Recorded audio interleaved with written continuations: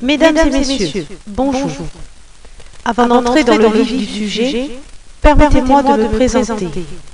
Mademoiselle Elisabeth Silva, auteure du livre Les piliers de la traîtrise, paru aux éditions La Lanterne de Paris en mars 2005. Nous sommes le 1er octobre 2006 et je vous souhaite la bienvenue sur le canal historique Scandale France. Voici mon appel à la médiatisation et à la mobilisation générale. Par ces quelques mots, je tenais tout d'abord à remercier très sincèrement celles et ceux qui nous ont exprimé le témoignage de leur soutien suite à l'envoi de mon livre Les piliers de la traîtrise. Je vous engage vivement à consulter le bulletin d'information accompagné du courrier du ministère de l'Intérieur du 22 juin, dont j'ai été destinataire. Mesdames et messieurs, permettez-moi, au moyen de cette tribune libre, contenant un plus ample informé sur la gestion scandaleuse de l'affaire Silva Marquez, de saisir les autorités françaises et étrangères sur la question de la nécessité du devoir d'ingérence contre l'état d'exception, qui doit retenir tout particulièrement votre attention.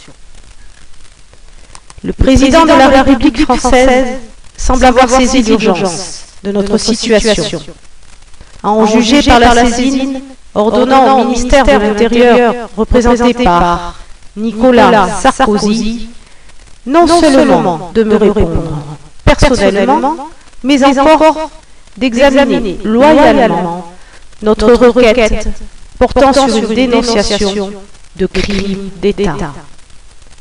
Preuves à l'appui visant la famille Silva Marquez.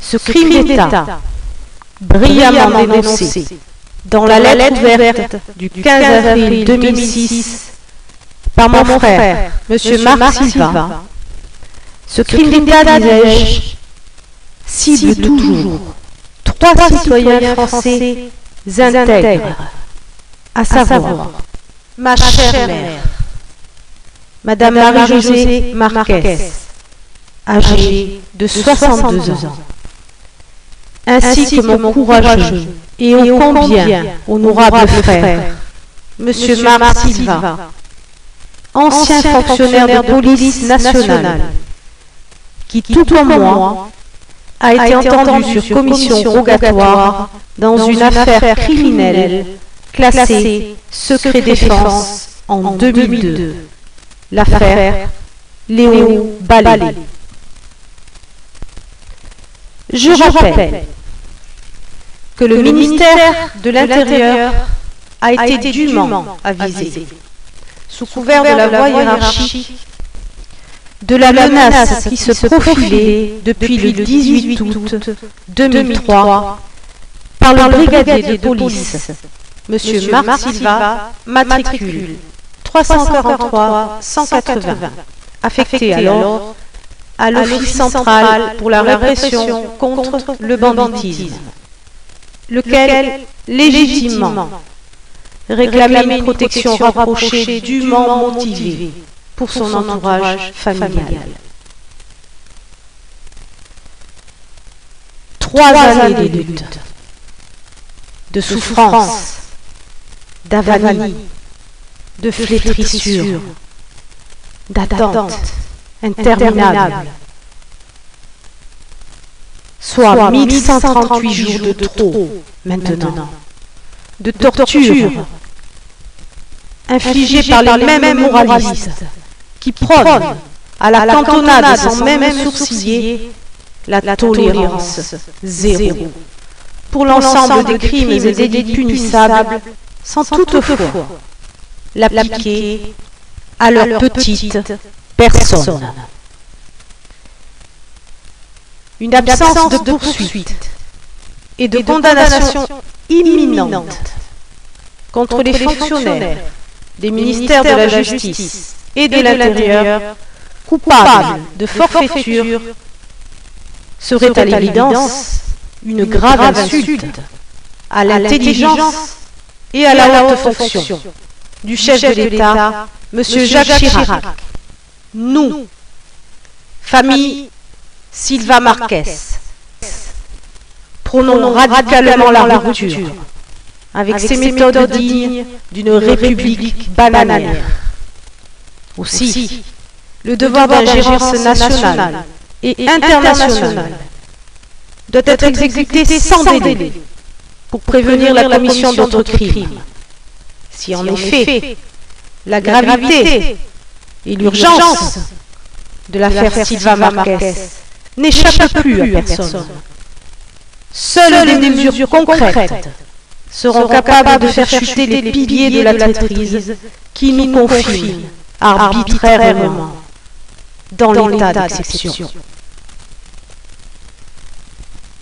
Cet état d'exception, décrété par de hauts responsables, atteint d'un nanisme politique, convenons-en, porte atteinte à l'honneur et à la grandeur de la France, ainsi qu'à son rayonnement à travers le monde.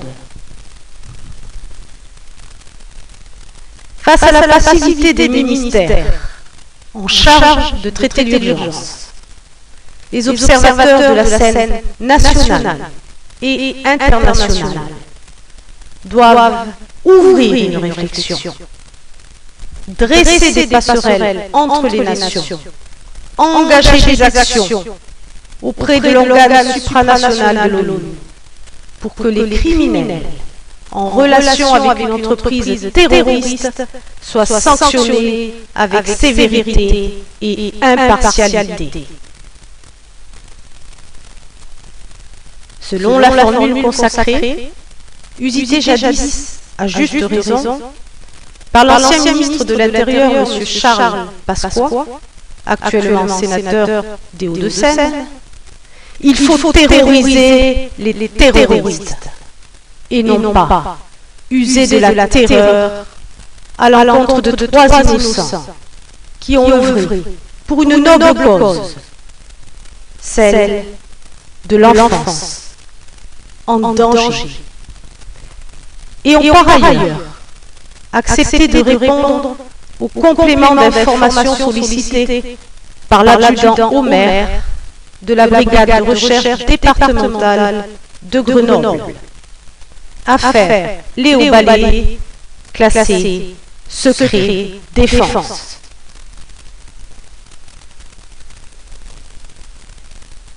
Mesdames et messieurs, je veux vous dire simplement que chaque fois qu'un État de droit accepte qu'un policier et sa famille soient outragés, blessés ou tués sans réagir, c'est la nation qui est injuriée.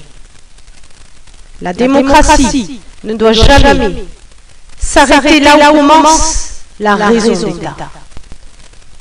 D'autant plus que la famille Silva Marquez n'a porté atteinte jusqu'à preuve du contraire ni au ministère des Armées, ni aux intérêts de l'État, puisqu'en aucune manière nous n'avons contrevenu aux lois et règlements.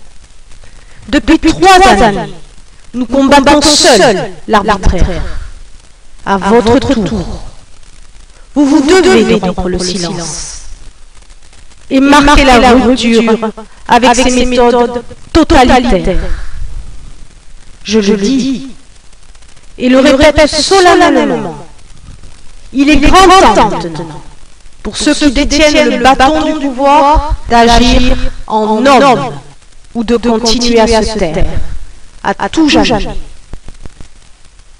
C'était Elisabeth Silva, depuis le canal historique Scandale France, le 1er octobre 2006. Merci de votre attention.